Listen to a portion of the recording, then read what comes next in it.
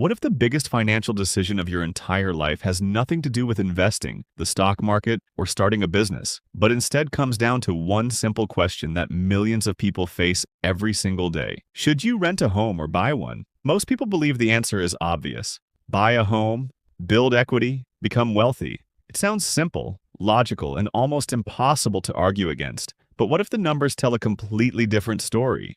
What if the person renting quietly ends up wealthier than the person proudly paying a mortgage? And what if the decision that looks smart during the first year turns out to be the wrong decision 20 years later? Today, we are not going to rely on opinions, social media advice, or real estate sales pitches. We are going to follow the numbers wherever they lead.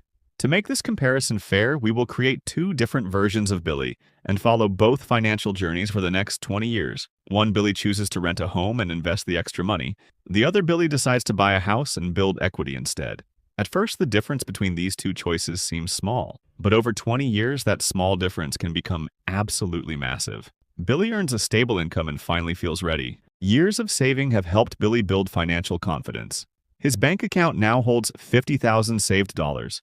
Now comes the biggest decision of his financial journey. Should he rent a home or buy one instead? Friends insist buying a house is always the smarter move. Others claim renting provides freedom and fewer responsibilities. Billy ignores opinions and decides to trust the numbers. To stay fair, Billy creates two versions of himself. One Billy rents while the other Billy buys a home. Both start with identical incomes, savings, and financial goals. The only difference is how they use their money. The renting Billy chooses a comfortable apartment near work. His monthly rent costs $1,500 every month. The buying Billy chooses a modest family house instead. The house costs $300,000 in total. To purchase it, Billy uses most of his savings. The remaining amount comes from a 30-year mortgage loan. Suddenly, buying becomes much more expensive than expected. Monthly payments now consume a large part of income. Meanwhile, renting Billy keeps far more cash available. Instead of spending it, he begins investing every month. At first, the investment account seems almost insignificant. The numbers grow slowly and barely attract attention.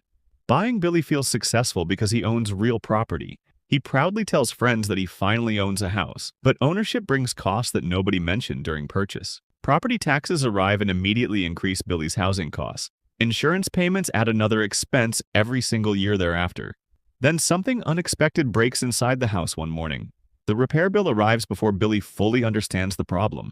Suddenly, homeownership feels less exciting than before. Meanwhile, renting Billy receives no repair bills whatsoever. His landlord handles maintenance while investments quietly keep growing.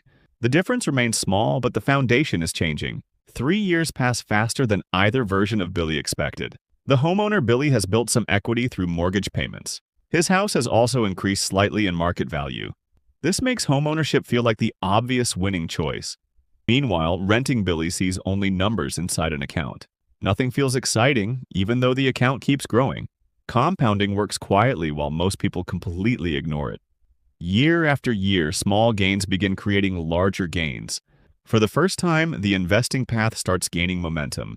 By year 5, both versions appear successful from outside. The homeowner Billy has gained confidence through rising home values. Then another expensive repair unexpectedly arrives without any warning. This time, the repair costs thousands of unexpected dollars. Meanwhile, the renter faces a different challenge entirely. His landlord decides to increase rent for another year. For the first time, renting becomes noticeably more expensive, yet his investment account continues growing faster than before. The gains now generate gains of their own consistently. This is where the real power of compounding finally appears. By year 7, both financial paths look surprisingly different. Homeowner Billy owns more equity but less available cash. Renting Billy holds fewer assets but greater financial flexibility. Then another surprise appears during an ordinary summer afternoon. The home's aging systems suddenly require costly replacement work. The bill erases months of careful financial planning instantly. Meanwhile, compounding continues working even while Billy sleeps peacefully. His portfolio now grows faster than his yearly contributions. For the first time, the numbers become impossible to ignore. 10 years have passed since Billy made that decision. From outside, both versions still appear financially successful today. The homeowner enjoys stability and pride every single day. The renter enjoys flexibility and growing financial opportunities everywhere. Now it is finally time to compare actual numbers. The homeowner built impressive equity through years of mortgage payments. The renter built impressive wealth through consistent investing discipline. The gap between them is much smaller than expected. Most people would incorrectly assume the homeowner already won. But the most important years are still waiting ahead. The next decade changes everything neither Billy originally expected. Compounding begins accelerating much faster than during previous years. Investment growth now contributes more than Billy's own deposits. Money already invested starts working harder than Billy himself. Meanwhile, inflation quietly increases everyday living costs everywhere. Both Billys feel pressure from rising prices across society. The homeowner faces larger taxes, insurance, and maintenance costs. The renter faces rent increases but keeps investing consistently. That consistency becomes more valuable with every passing year. The wealth gap finally begins widening faster than before. By year 15, both lives look completely different financially. The homeowner owns substantial equity accumulated over many years. His mortgage balance is finally becoming much more manageable. Meanwhile, the renter's portfolio has entered another growth phase. The investment snowball now grows larger almost every month. For years, these gains seemed almost invisible to everyone.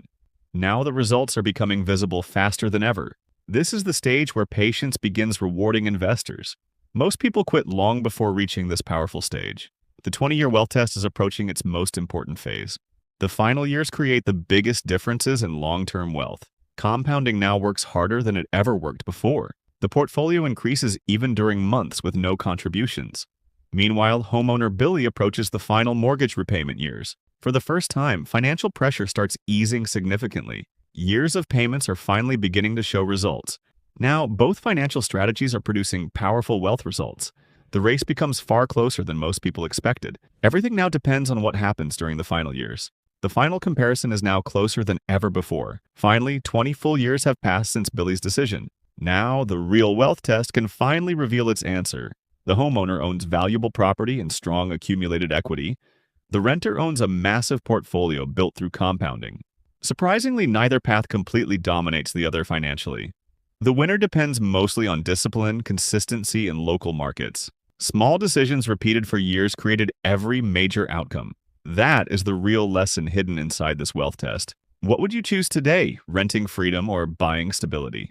But there is one final factor most people completely overlook. Location alone can dramatically change the outcome of this test. Some cities experience explosive property growth over many decades. Other cities deliver stronger returns through investing than housing. This means the correct answer changes from place to place. Then imagine a major market crash arrives, unexpectedly one year. Both homeowners and investors feel fear during uncertain periods.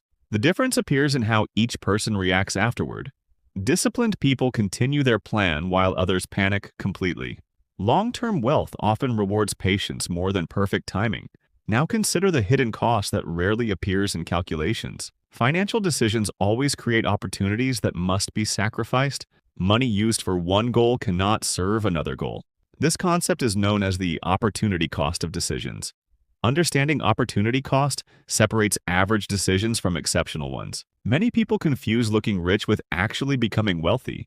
Rich people spend money while wealthy people build assets. Both homeowners and investors can become wealthy through discipline. The true goal was never simply buying or renting property. The real goal was always building freedom, security, and choices. After 20 years, Billy finally understands what truly matters.